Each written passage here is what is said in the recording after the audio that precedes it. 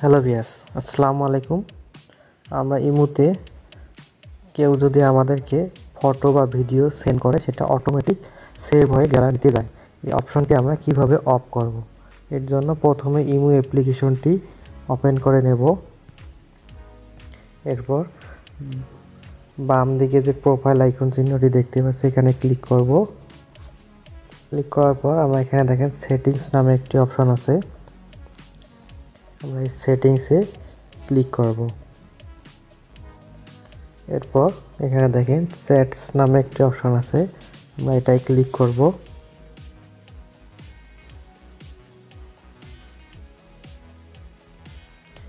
এরপর এখানে দেখেন অটো সেভ আফটার রিসিভ নামে একটি অপশন আছে, আমরা এটাই ক্লিক করব। এরপর দেখেন উপরে ফটো এবং ভিডিও, এটা দেখেন দুইটি চালু আছে, আমরা এই অপশন দুইটি অফ করে দেব এবং পরেরটাও এটা আমরা অফ করে দেব।